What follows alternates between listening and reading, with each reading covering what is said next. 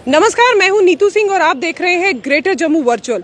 129 दिन हो चुके हैं। पीएचई एम्प्लॉयज जो हैं, जो सरकार से लगातार डिमांड कर रहे हैं कि उनकी रेगुलर पॉलिसी जो है उन्हें बहाल किया जाए। 129 दिन से ये प्रोटेस्ट कर रहे हैं।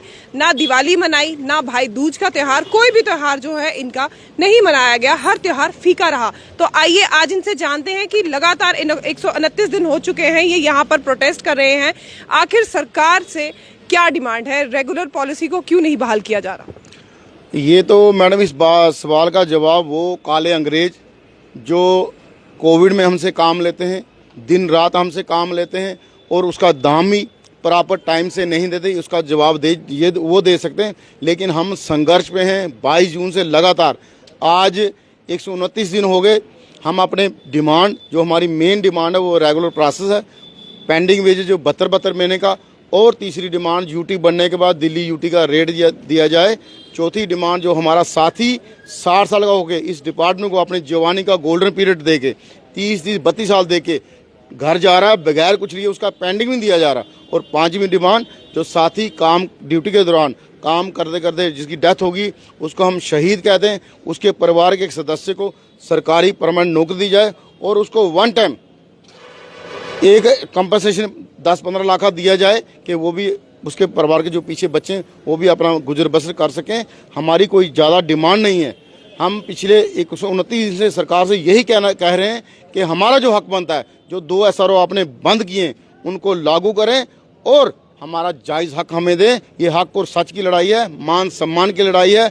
सरकार की और बीजेपी के कुछ लीडर मिनिमम वेजेस और पॉलिसी को मिक्स करते हैं। ये मिक्स करने का सवाल नहीं है।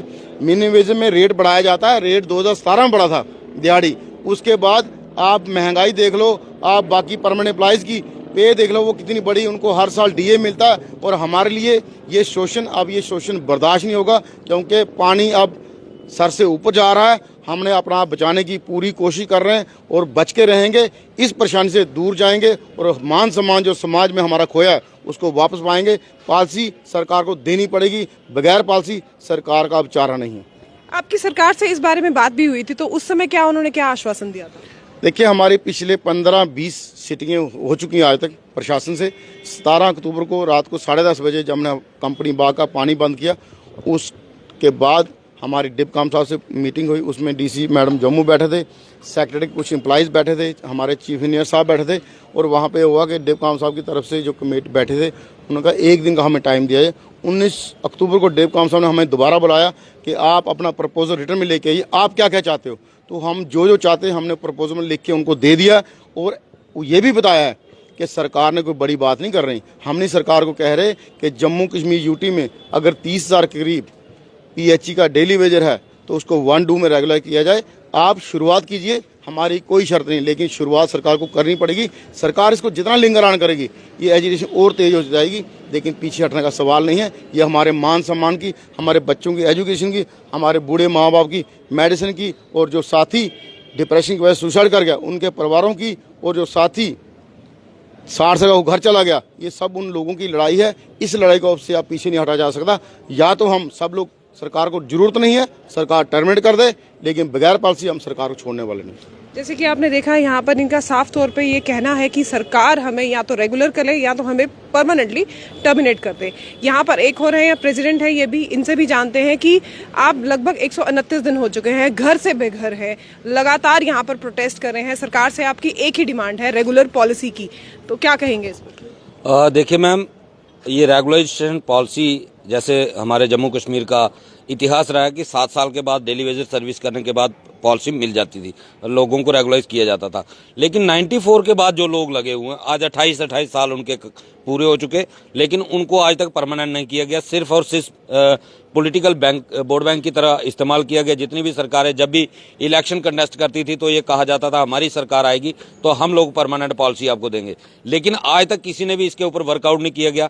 2 SRO बने पड़े हैं, SRO 94 में जो बना था, SRO 64 और SRO 520 जो बीजेपी और पीडीपी की कोलिशन सरकार ने लाया था।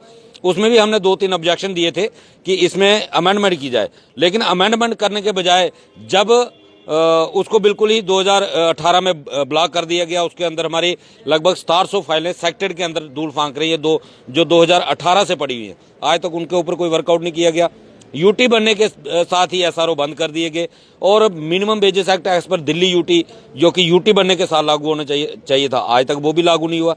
हम सरकार से यही कह रहे हैं कि उन एसआरओ को इम्प्लीमेंट करो और जो रेगुलाइजेशन प्रोसेस के अंदर डेली वेजर आता है उनको रेगुलाइज करो। लेकिन ये सरकार, शायद ऐसा लगता है कि शायद ये आज बीजेपी पार्टी कहीं ना कहीं जम्मू कश्मीर को डील कर रही है इनडायरेक्टली, होम मिनिस्ट्री इसको देख रही है। और ये शायद ये लोग चाहते हैं, जैसे 2014 में भी मैनिफेस्टो में रखा, 2020 में डीडीसी इलेक्शन थी तब भी मैनिफेस्टो में डेली वेजर के मुद्दे को रख के वोट बैंक बटोरा, तो शायद इसलिए इसको लिंगरान किया जा रहा है कि आने वाले इलेक्शन में एक बार फिर डेली वेजर के मुद्दे को हवा दे के इलेक्शन कंटेस्ट की जाए, उसका बेनिफिट लिया जाए।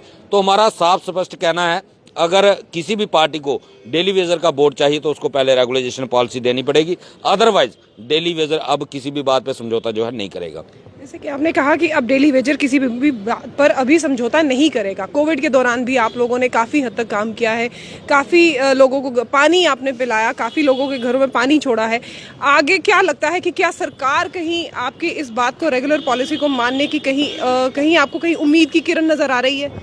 देखिए मैम, उम्मीद पे दुनिया कायम है। और जिस पिछले दिनों हमने 10 घंटे के लिए कंपनी बाग बंद किया था 17 अक्टूबर को, तो तभी वो टेबल टॉक हमारी दोबारा शुरू हुई।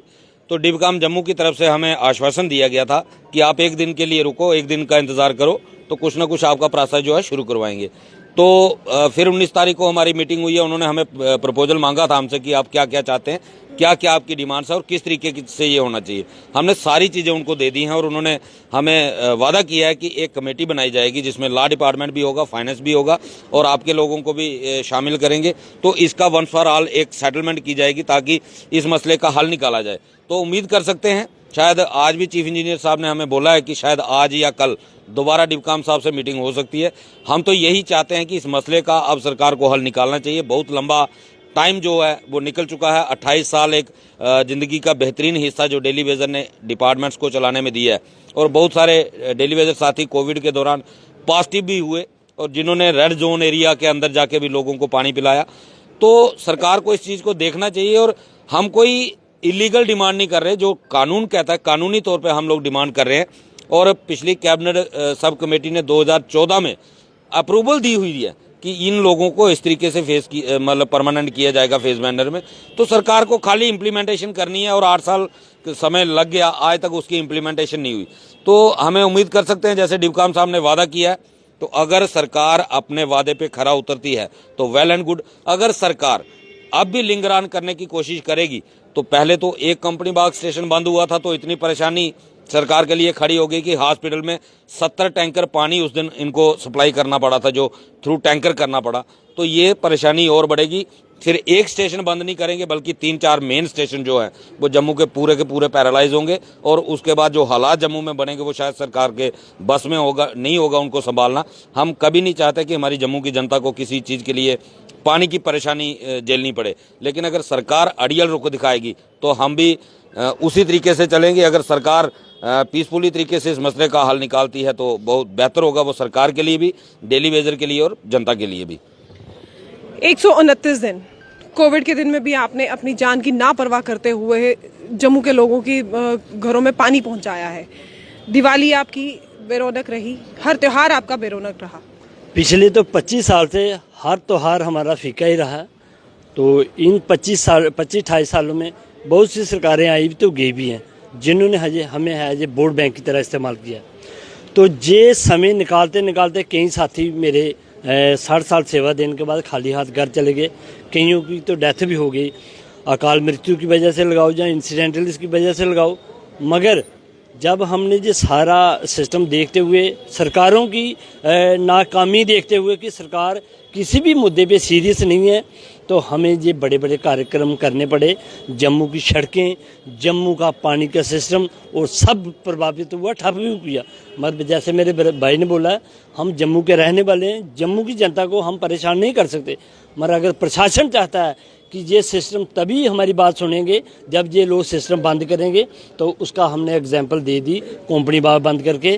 तो हमारी ओर से यही प्रशासन को है कि हमें और ना किसी गलत रास्ते पे चलना पड़े, तो इससे बेहतर है जो जायज़ लोग हैं, जिन लोगों ने इस डिपार्टमेंट को चलाने में सेवा दी है, उनका मसला हल करना चाहिए। उनका 72 महीनों का पेंडिंग वेज है, रेगुलेशन पॉलिसी है, तो जो ड्यूटी बने है, ड्यूटी के तहत जो रेट बनता है दिल्ली पर है, जो ड्यूटी दिल्ली पर, तो वो मिलना चाहिए हमको।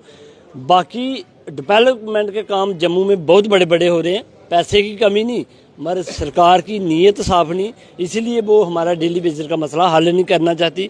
शायद वोट बैंक की राजनीति खेलने की कोशिश कर रही, मगर हमारे मंच से साफ स्पष्ट है, अब हम किसी मैनिफेस्टो का शिकार होने वाले नहीं। जिसको सीएम बनना, जिसको 50+ जाना, उसको पहले हमारा काम करना पड़ेगा, हमारी रेगुलेशन पॉलिसी फ्रेम करनी पड़ेगी, उसके बाद वो अपनी सोच रखे, 50+ करे या 100+ करे, हमें कोई परेशानी नहीं। मगर अगर कोई ये सोचता है कि बिना इनको पॉलिसी दिए हम 50+ का आंकड़ा छू जाएंगे, तो वो नामुमकिन है, वो कभी नहीं होने वाला। हम लोग अभी धरने पर ही बैठे हुए हैं। हाँ, प्रशासन की ओर से अगर हमारी ओर पॉजिटिविटी है, हम भी प्रशासन के साथ कदम से कदम मिला के चलेंगे ताकि हमारा मसला हल हो। अगर हमारे साथ धोखा होता है तो हम फिर एक बार उसी ढंग से फिर तैयार, एक कंपनी बार की जगह अगर 2-3 कंपनी बार बंद करने पड़े तो हम लोग तैयार हैं उसके लिए। जैसे कि आपने कहा कि सरकार की तरफ से आपको कहीं पॉजिटिविटी दिख रही है, तो क्या लगता है कि आने वाले दिन में आपकी जो डिमांड है रेगुलर पॉलिसी की, उसे पूरा किया जाएगा? उम्मीद रखी जा सकती है। जैसे डिवकॉम जम्मू ने हमारे साथ बातचीत की, तो हमें लगा वो हमारे इशू को लेके थोड़े सीरियस भी हैं, तो हमारी डिमांडों को हल कर सकते हैं। तो हम भी कोई दूसरा है, हम भी तो टेबल ही चाहते थे जिसमें बातचीत हो गई। आखिर में बात खत्म होती है टेबल पे, तो हमारी जितनी डिमांडें रहेंगी वो अपनी सुनाएंगे, हमने उनको सुनाई, तो वो कहाँ पे आके बात रुकती है, कहाँ ख़त्म होती है, वो सरकार के पाले में है। हमारे पाले में तो प्रदर्शन है, प्रोटेस्ट है, तो अगर पानी सप्लाई बंद करनी हमारे बस में वो है, उसके लिए हम तैयार हैं। हम घर नहीं गए, इसलिए हर बार नेगोशिएशन होती है, कहीं टेबल पे बात खत्म होती थी तो हमारे बहुत से साथी लोग धरना उठा के अपना घर में चले जाते थे। मगर हमने वो सारी चीज़ देखते हुए हमने सोचा है कि हमारे साथ धोखा ना हो, इसीलिए हम इधर ही रहेंगे। जब तक पॉलिसी फ्रेम नहीं होती तब तक हम उठने वाले नहीं हैं यहाँ से। तो जैसे कि इनका साफ तौर पर पीएचई डेली वेजर्स का कहना है कि जब तक इनकी पॉलिसी सरकार फ्रेम नहीं करती पूरी तरह से, ये यहाँ पर लगातार प्रोटेस्ट करते रहेंगे। 129 दिन हो चुके हैं ये लगातार यहाँ पर बैठकर डेली वेजर्स जो है प्रोटेस्ट कर रहे हैं, और इनकी साफ तौर पे सरकार से एक ही डिमांड है कि इन्हें इनकी जो रेगुलर पॉलिसी है उसे बहाल किया जाए, इनकी नौकरियों को पक्का किया जाए। इस तरह की और अपडेट्स के लिए जुड़े रहिए ग्रेटर जम्मू के साथ। कैमरामैन काका जी के साथ मैं नीतू सिंह, ग्रेटर जम्मू वर्चुअल, जम्मू।